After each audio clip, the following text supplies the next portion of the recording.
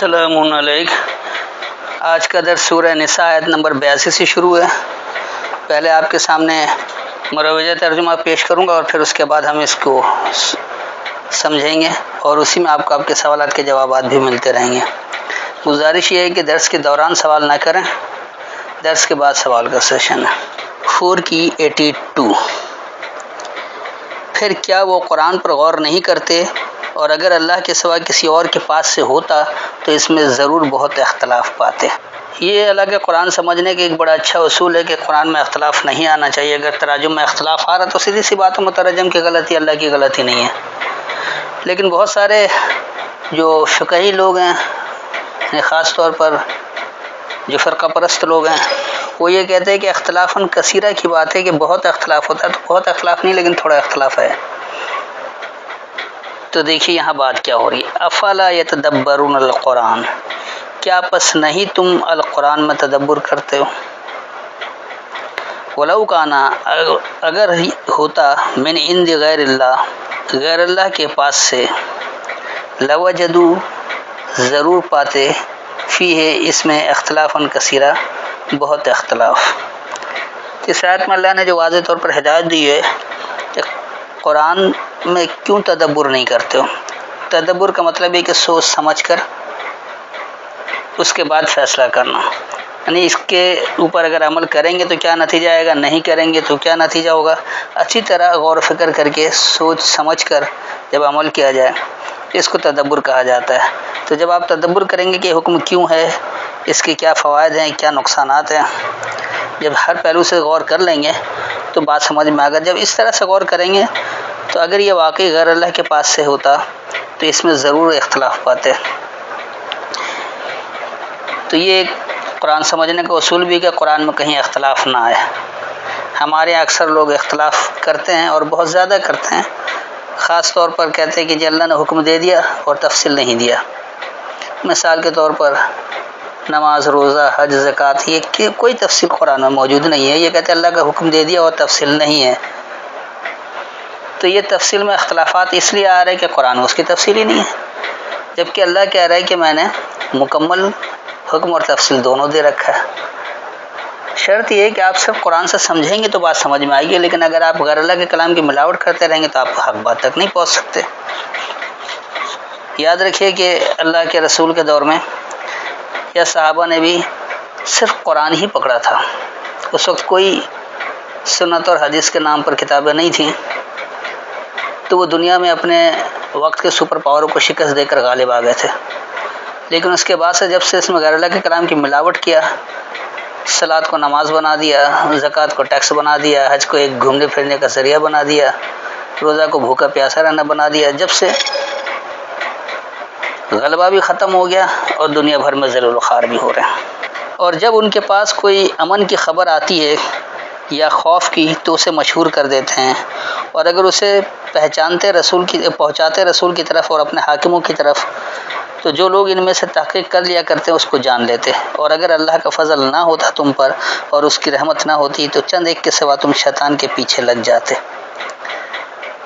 اب دیکھیے یہاں بات کیا ہو رہی ہے۔ وَإِذَا جَاءَهُمْ أَمْرٌ، اور جب آئے ان کے پاس معاملہ ہے، من الامن او الخوف، خاص امن سے یا خاص خوف سے، اذاؤوا بہ، وہ عام کر دیتے ہیں اس کے ذریعے۔ جب بھی کوئی معاملہ آتا ہے تو اسے وہ عام کر دیتے ہیں۔ ولو ردوہ، اور اگر اسے رد کر دیتے، الی الرسول، رسالے کی طرف، وَإِلَىٰ أُولِي الْأَمْرِ، اور معاملات کے قوت والوں کی طرف، منہم، ان میں سے، لَعَلِمَهُ الَّذِينَ، ضرور یہ جان لیتے وہ لوگ، یستنبطونہ منہم، جو تحقیق کرتے ہیں، پھیلاتے ہیں ان میں سے۔ ولولا فضل اللہ، اور اگر نہیں اللہ کا فضل ہوتا، علیکم، تم پر، ورحمتہ، اور اس کی رحمت، لَتَّبَعْتُمُ الشَّیطان، ضرور تم خاص سرکش کی اتباع کرتے، الا قلیلا، سوائے تھوڑے۔ اس آیت میں اللہ نے واضح طور پر جو بتایا ہے کہ جب انہیں امن یا خوف سے کوئی معاملہ آئے تو وہ اس کتاب کے ذریعے عام کر دیتے ہیں، اور اگر وہ اسے الرسول یعنی القرآن اللہ کی کتاب کی طرف اور ان میں سے معاملے کی قوت رکھنے والوں کی طرف لوٹاتے تو ضرور ان لوگوں کو علم ہوتا جو ان میں سے تحقیق کر کے اس کی تہ تک پہنچتے ہیں، اور اگر تم پر اللہ کا فضل اور اس کی رحمت نہیں ہوتی تو ضرور سوائے تھوڑے کہ تم خاص سرکش کی اتباع کرتے۔ بس آپ اللہ کی راہ میں لڑیں، آپ مکلف نہیں مگر اپنی جان کے، اور مومنوں کو آمادہ کریں، قریب ہے کہ اللہ روک دے کافروں کی جنگ کا زور، اور اللہ کی جنگ سخت ترین ہے اور اس کی سزا سب سے سخت ہے۔ فقاتل فی سبیل اللہ، بس جھگڑو اللہ کے راستے میں، لا تکلف الا نفسک، نہیں تمہیں تکلیف دے صرف تمہاری سوچ، وحرض المؤمنین، اور ماننے والوں کا ترغیب دینا۔ اصل اللہ، ممکن ہے اللہ، ان یکفا، یہ کہ وہ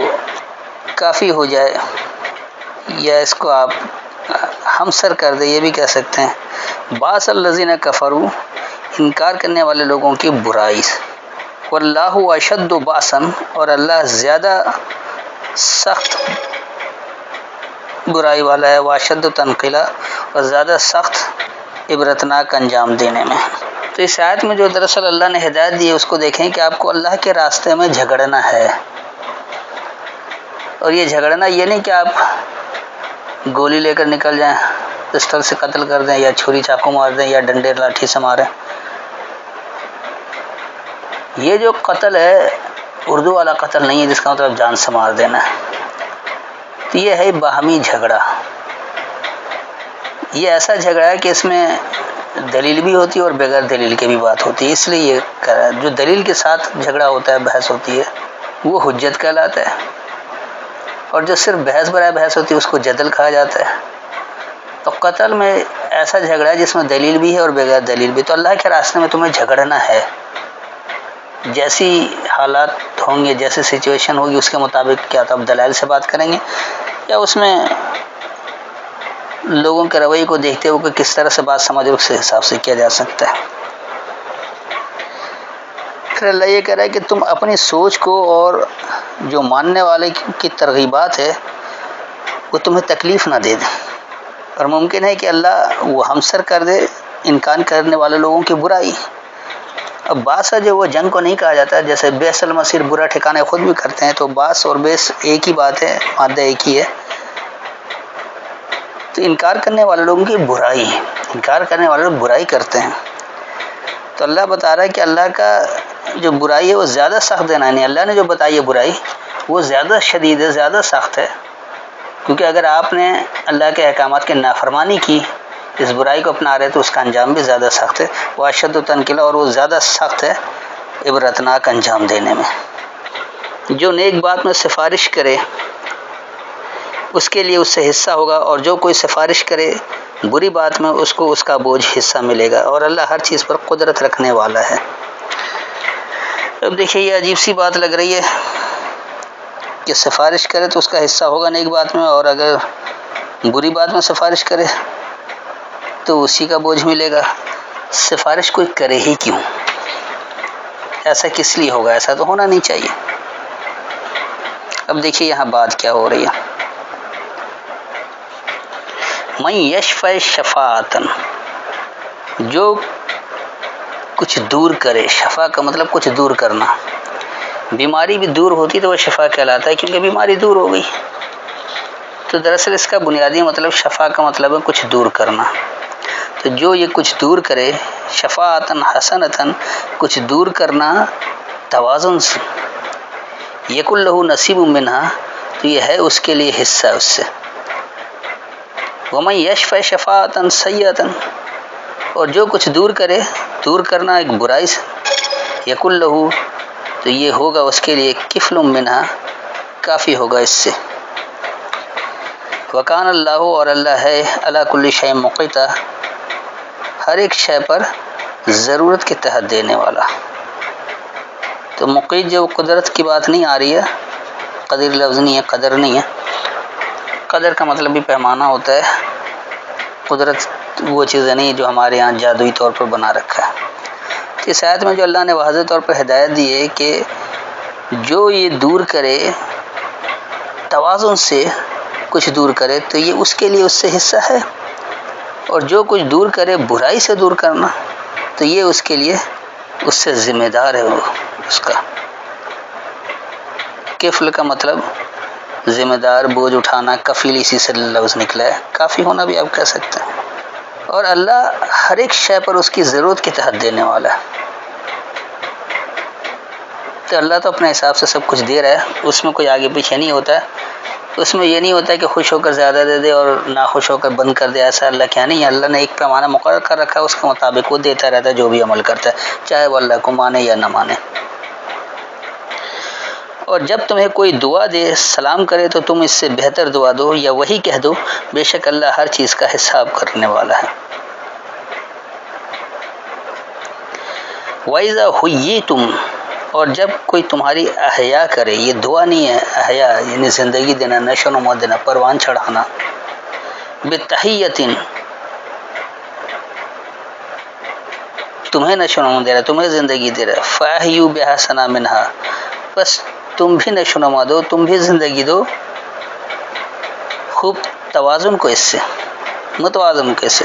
یا خوب حسن کارانہ، اچھا یہ بھی کہہ سکتے ہیں، اور ردوہا، یا اسے رد کر دو، لوٹا دو۔ ان اللہ، بے شک اللہ کانا ہے، علی کل شیء حسیبا، ہر ایک شے پر حساب لینے والا، حساب کرنے والا۔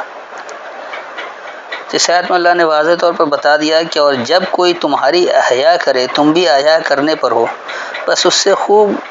توازن پر احیا کرو، یا خوب اچھائی پر احیا کرو، یا اسے رد کر دو، لوٹا دو۔ تو بے شک اللہ ہر ایک شے پر حساب کرنے والا ہے۔ اللہ کے سوا کوئی عبادت کے لائق نہیں، وہ ضرور تمہیں قیامت کے دن اکٹھا کرے گا، اس میں کوئی شک نہیں، اور کون زیادہ سچا ہے بات میں اللہ سے۔ اب دیکھیے یہاں کیا بات ہو رہی ہے، اللہ لا الہ الا ہوا، اللہ نہیں ہے کوئی حاکم، صرف وہ۔ لَيَجْمَعَنَّكُمْ، ضرور وہ تمہیں جمع کرے گا، الی یوم القیامت، قائم ہونے والے دورانیے کی طرف، لا ریب فیہ، اس میں کوئی نفسیاتی الجھن نہیں۔ ومن اصدق من اللہ حدیثا، اور کون ہے خوب سچا اللہ سے بات میں۔ اب جو لوگ یوم القیامہ کا انکار کرتے ہیں، یہ آیت دراصل انہیں سمجھنا چاہیے۔ اللہ نے بہت واضح طور پر کہہ دیا کہ کوئی حاکم نہیں ہے، صرف وہی اللہ ہے، وہ قائم ہونے والے دورانیے کی طرف ضرور تمہیں جمع کرے گا، اس میں کوئی نفسیاتی الجھن نہیں، اور اللہ کی بات سے خوب سچا کون ہے۔ سو تمہیں کیا ہو گیا، منافقین کے بارے میں دو گروہ ہو رہے ہو، اور اللہ نے انہیں اوندھا کر دیا اس کے سبب جو انہوں نے کمایا۔ کیا تم چاہتے ہو کہ راہ پر لاؤ جس کو اللہ نے گمراہ کیا، اور جس کو اللہ گمراہ کرے تم ہرگز اس کے لیے کوئی راہ نہ پاؤ گے۔ اب دیکھیے اس ترجمے میں سارا الزام اللہ پر ڈال دیا، کیونکہ اللہ ہی گمراہ کر رہا ہے، اور جب اللہ گمراہ کر دے تو اس کو کون راستہ دکھا سکتا ہے، تو قصور تو سارا اللہ کا ہوا، پھر اسے سزا کس بات کی دی جائے گی۔ اب یہاں بات سمجھیں کہ بات کیا ہو رہی ہے۔ فما لکم، پس کیا ہے تمہارے لیے، فی المنافقین، منافقوں میں جو اپنا راستہ کھلا رکھتے ہیں، ان میں فئتین، جو دو جماعت ہو رہے ہیں، واللہ ارکسہم، اور اللہ ان کی ذلت و خواری ہے، اللہ سے ان کی ذلت و خواری ہے، بما کسبوا، اس پر جو انہوں نے، اس کا جو انہوں نے کمایا ہے۔ اتریدون، کیا تم ارادہ کرتے ہو، ان تہدوا، یہ کہ تم ہدایت دو، من اضل اللہ، جو اللہ سے خوب گمراہ ہو رہا ہے، ومن یضلل اللہ، اور جو اللہ سے گمراہ ہو جائے، جو اللہ سے بھٹک جائے، فلن تجد له سبیلا، بس ہرگز نہیں تم پاؤ گے اس کے لیے کوئی راستہ۔ تو اس آیت میں دیکھیے اللہ کتنا واضح طور پر بتا رہا ہے کہ اللہ نے اپنی ہدایت کی کتاب تو دے رکھی ہے، اب اگر کوئی ہدایت نہیں لے رہا تو اس کا قصور ہے، یا سارا الزام آپ نے اللہ پر ڈال دیا کہ اللہ نہیں ہدایت دے رہا۔ بس تمہارے لیے کیا ہے، منافقوں میں دو جماعت ہو رہے ہو، جو لوگ اپنا راستہ کھلا رکھتے ہیں، منافقوں کے بارے میں ماننے والے لوگ دو گروہ بن جاتے ہیں، دو جماعت ہو جاتے ہیں، جبکہ اللہ کہہ رہا ہے کہ اللہ سے ان کی ذلت و خواری ہے، اس کا جو انہوں نے کمایا، تو جو انہوں نے عمل کر رکھا ہے اس کی وجہ سے ان کی ذلت و خواری ہو رہی۔ آج تو دنیا بھر میں امت مسلمہ ذلیل و خوار ہو رہی ہے، کس لیے؟ اس لیے کہ یہ مشرک ہیں، منافق ہیں، اللہ کے کلام میں ملاوٹ کرتے ہیں، اور یہ اپنا راستہ کھلا رکھتے تھے، ادھر اپنا مفاد دیکھتے ہیں، اس پر چل پڑتا ہے، یہ تصدیق نہیں کرتے اللہ کی حدیث سے، اللہ کی دی گئی ہدایت کی کتاب سے کوئی تصدیق نہیں کرتے اپنے عمل کی، وہی کام کیے چلے جا رہے، باپ دادا سے ہوتا چلا آ رہا ہے، یا دنیا ایسا کر رہی ہے، عرب یوں کر رہا ہے، اسی کی وجہ ہے کہ ذلت و خواری میں ہیں، یہ اپنے عمل ہی کی وجہ سے ہیں۔ تو کیا تم ارادہ کرتے ہو کہ جو اللہ سے خوب بھٹکا ہو تم اسے ہدایت دو؟ اللہ کی کتاب موجود ہے ہدایت کی، اگر کوئی اس سے ہدایت نہیں لے رہا تو کیا تم اسے ہدایت دے سکتے ہو؟ جب اللہ کی کتاب سے ہدایت نہیں لے رہا تو کیا اسے کون ہدایت دے سکتا ہے؟ اور جو اللہ سے گمراہ ہو بس تم ہرگز اس کے لیے کوئی راستہ نہیں پاؤ گے۔ تو جو اللہ کی کتاب سے اپنے عمل کی تصدیق ہی کرنا نہیں چاہتا، جو اللہ کے کلام میں غیر اللہ کے کلام کی ملاوٹ کرتا ہے، اس سے آپ کیسے راہ راست پر لا سکتے ہیں؟ وہ کون سا خالص قرآن کو مان رہا ہے؟ وہ تو اللہ کے کلام میں غیر اللہ کے کلام کا شرک کر رہا ہے، ملاوٹ کر رہا ہے، کہہ رہا ہے کہ اللہ نے حکم دے دیا، تفصیل دیا ہی نہیں ہے، تفصیل کے لیے اللہ نے محتاج چھوڑ دیا تاکہ آپ غیر اللہ کے کلام کی ملاوٹ کریں اور اس سے بات سمجھیں۔ تو یقینی سی بات ہے کہ پھر اس کے لیے ہدایت کا کوئی راستہ ہے ہی نہیں، کوئی نہیں پا سکتا۔ وہ چاہتے ہیں کاش تم بھی کافر ہو جاؤ جیسے وہ کافر ہوئے تو تم برابر ہو جاؤ، پس تم ان میں سے کسی کو دوست نہ بناؤ یہاں تک کہ وہ ہجرت کریں اللہ کی راہ میں، پھر اگر وہ منہ موڑیں تو تم جہاں کہیں انہیں پاؤ پکڑو اور قتل کرو، اور ان میں سے کسی کو نہ دوست بناؤ نہ مددگار۔ اب یہ اس قدر ظالمانہ آیت ہے کہ اس سے لوگ مذاق اڑاتے کہ دیکھو تمہارا اللہ کتنا ظالم ہے، تو مسلمان اگر قتل کرتے، آج ان کو قتل کیا جا رہا ہے تو پریشانی کس بات کی؟ دیکھیے یہاں بات کیا ہو رہی ہے، ودوا لو تکفرون، محبت کرتے ہو یا چاہتے ہو کہ اگر تم انکار کر دو، کما کفروا جیسا کہ انہوں نے انکار کیا، فتکونون سواء پس تم ہو جاؤ گے برابر، فلا تتخذوا منهم اولیاء پس نہیں تم پکڑو ان میں سے کسی کو نزدیک تر، حتی یہاجروا یہاں تک کہ وہ چھوڑ دیں فی سبیل اللہ اللہ کے راستے میں، فإن تولوا پس اگر تم پلٹ جاؤ، فخذوہم پس انہیں پکڑو، وقتلوہم اور ان سے جھگڑو، حیث وجدتموہم جہاں کہیں تم انہیں پاؤ، ولا تتخذوا منہم ولیا اور نہیں تم پکڑو ان میں سے کسی کو نزدیکی، ولا نصیرا اور نہ مددگار۔ تو اس آیت میں اللہ نے جو واضح طور پر ہدایت دے رکھی ہے کہ وہ دل سے چاہتے ہیں، وہ محبت کرتے ہیں کہ اگر تم انکار کر دو جیسا کہ انہوں نے انکار کیا بس تم ان کے برابر ہو جاؤ گے، بس تم ان میں سے کسی کو نزدیک تر نہیں پکڑو یہاں تک کہ اللہ کے راستے میں وہ چھوڑ دیں، یعنی اپنا جو بھی غیر اللہ والا راستہ اختیار کر رکھا ہے، چاہے وہ نمازیں پڑھیں یا زکوٰۃ دیں، جو قرآن جس کی تصدیق نہیں کرتا اس کو وہ چھوڑ دیں، اور اگر وہ تم سے پلٹ جائیں پس انہیں پکڑو اور ان سے جھگڑو، اور جہاں کہیں تم انہیں پاؤ اور تم ان سے کسی کی نزدیکی نہیں پکڑو اور مددگار نہیں بناؤ۔ تو آپ کو انہیں نزدیک نہیں بنانا ہے، نہ اس کا مددگار کرنا ہے، آپ کو صرف اللہ کی بات پر عمل کرنا ہے اور اسی کے مطابق چلنا ہے۔ مگر جو لوگ تعلق رکھتے ہیں ایسی قوم سے کہ تمہارے اور ان کے درمیان معاہدہ ہے، یا تمہارے پاس آئیں اس حال میں کہ تنگ ہو گئے ہیں ان کے دل اس بات سے کہ تم سے لڑیں یا اپنی قوم سے لڑیں، اور اگر اللہ چاہتا تو انہیں تم پر مسلط کر دیتا تو وہ تم سے ضرور لڑتے، پھر اگر وہ تم سے کنارہ کش رہیں پھر تم سے نہ لڑیں اور تمہاری طرف صلح کا پیغام ڈالیں تو اللہ نے تمہارے لیے ان پر ستانے کی کوئی راہ نہیں رکھی۔ الا الذین یصلون صرف وہ لوگ وہ جو مل جاتے ہیں، سل کا مطلب ہوتا ہے مل جانا، الی قوم بینکم و بینہم اس قوم کی طرف تمہارے درمیان اور ان کے درمیان میثاق معاہدہ ہے، او جاءکم یا آئے تمہارے پاس، حسرت صدورہم کہ وہ گھرے ہوئے ہوں ان کا مرکز، ان یقاتلکم یہ کہ وہ تم سے جھگڑیں، او یقاتلوا قومہم یا وہ جھگڑیں اپنی قوم سے، ولو شاء اللہ اور اگر اللہ چاہتا لسلطہم علیکم انہیں مسلط رکھتا تم پر، فلا قاتلوکم بس ضرور تم ان سے لڑتے، فإن اعتزلوکم پس اگر وہ تمہیں معزول کر دیں، فلم یقاتلوکم پس نہیں وہ تم سے جھگڑیں، والقوا الیکم السلام اور وہ پیش کر دیں تمہاری طرف خاص سلامتی، فما جعل اللہ پس نہیں بنایا اللہ نے لکم تمہارے لیے علیہم سبیلا ان پر کوئی راستہ۔ تو اس آیت میں جو اللہ نے واضح طور پر ہدایت دی ہے اس کو اچھی طرح سے سمجھ لیں کہ صرف وہ لوگ جو مل گئے اس قوم کی طرف کہ تمہارے درمیان اور ان کے درمیان معاہدہ ہے، یا وہ تمہارے پاس آئیں گھرے ہوئے ہوں ان کا مرکز کہ وہ تم سے لڑیں یا وہ اپنے قوم سے جھگڑیں۔ اتنی سی بات ہے، بات سمجھ میں نہیں آج کا تو خیر ساری امت مسلم ہی گھری ہوئی ہے، کیونکہ اپنے قوم کو بھی نہیں سمجھا سکتے، خالص قرآن کی بات مانتے ہی نہیں، سب نے ملاوٹ کر رکھا ہے، وہ خالص قرآن والوں سے لڑیں یا اپنی قوم سے جھڑیں، اور اگر اللہ چاہتا تم پر انہیں ضرور مسلط کرتا، تو اللہ یہ نہیں چاہتا، اللہ نے تو اپنی ہدایت کی کتاب دے رکھی ہے، جو چاہے اس سے سنبھل جائے۔ اگر کوئی ہدایت نہیں لیتا ہے تو وہ مسلط ہوا ہے، بس ضرور تم ان سے لڑتے،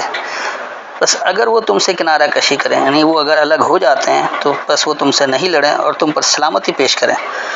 تو بس تمہارے لیے ان پر کوئی راستہ اللہ سے نہیں بنا۔ اگر کوئی سلامتی دے رہا ہے، بات آ رہی، سمجھ میں آ رہی ہے، تو پھر اس سے جھگڑنے کی کوئی راہ نہیں ہے، کوئی راستہ نہیں ہے، کیونکہ وہ بھی قرآن سے ہدایت لے رہا ہے، آپ بھی قرآن سے ہدایت لے رہے ہیں۔ تو میرے خیال میں آج کا درس یہیں اختتام کرتے ہیں، اب سوال کر سکتے ہیں جو کوئی بات سمجھ میں نہ آئی ہو۔ السلام علیکم۔